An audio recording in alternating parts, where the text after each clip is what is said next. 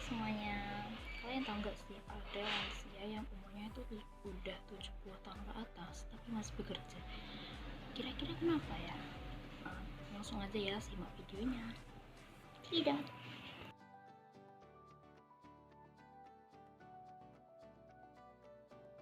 Halo semuanya, kenalin aku Panatika. Di sini akan sharing tentang hasil mini riset aku sendiri yang bertemakan lansia yang berumur 70 tahun ke atas tapi masih bekerja. Langsung aja ya. Subjeknya itu bernama Nenek Sri. Beliau berumur 74 tahun. Beliau itu merupakan seorang ibu dari 4 anak, dan saat ini anak-anaknya itu sudah memiliki keluarga masing-masing. Dan anak pertama sudah di luar kota, anak kedua juga di luar kota, anak ketiga juga di luar kota, sedangkan anak yang keempat masih tinggal di rumah bersama Nenek Sri Sumiati ini. Dan Nenek Sri Sumiati saat ini bekerja sebagai penjual tempe dan nasi bungkus di pasar. Jadi tiap hari beliau berjualan nasi bungkus dan tempe ya di pasar. Dan untuk seharian sendiri beliau berangkat ke pasar itu diantar oleh anaknya yang terakhir, kemudian ditinggal di pasar sendirian berjualan gitu.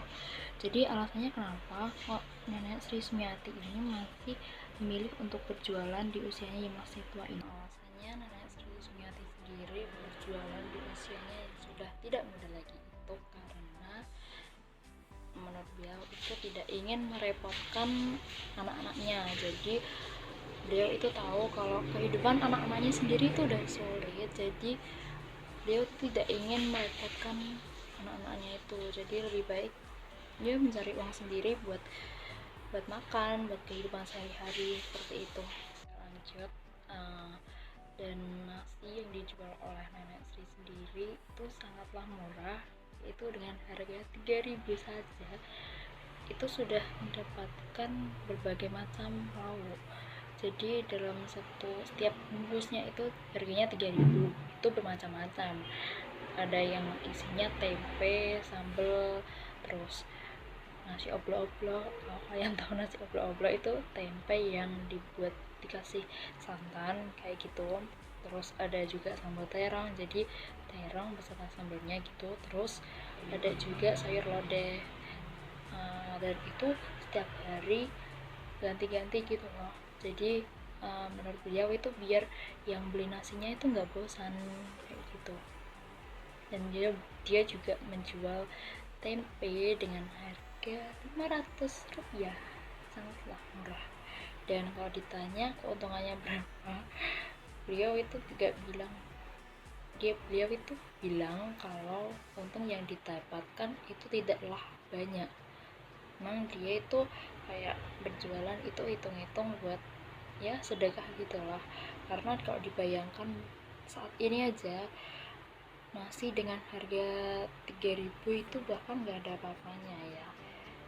Mungkin dapat nasi cuma sedikit banget gitu kan. Kalau beliau itu masih bisa menjual, kalau kalian tahu nasi kepal yang di Rocket Chicken itu, nah itu masih banyak lagi, porsinya banyak sedikit lah, itu bisa beliau jual dengan harga segitu kan, it's amazing gitu kan. Terus beliau juga dibantu oleh mertuanya yang saat itu tinggal bersama dia. Jadi setiap paginya dia dibantu masak oleh menantunya tadi. Terus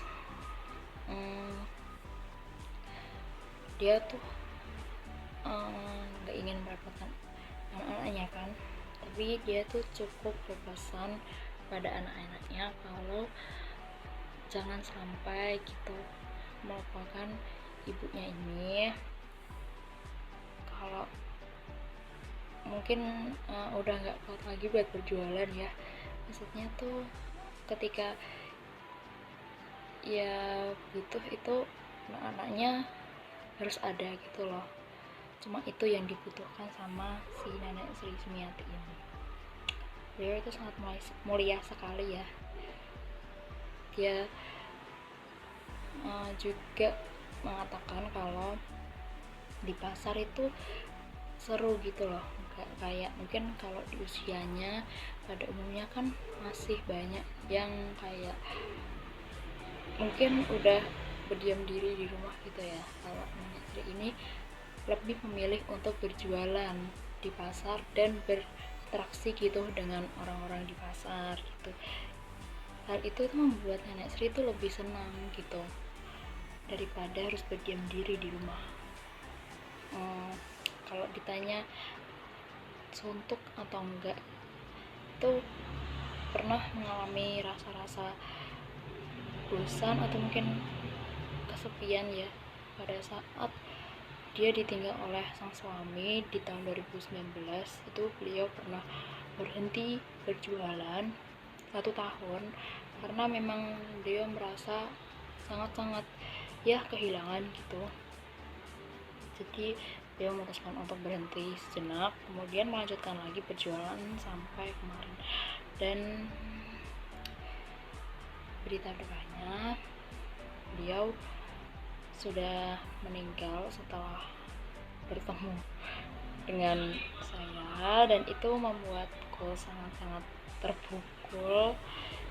Aku ikut berbelasungkawa pada keluarga yang telah ditinggalkan, dan semoga Nenek Sri ini diterima di sisi Allah Subhanahu wa taala ya rabbal alamin, karena beliau sangat-sangat mulia sekali lah menurut aku sendiri.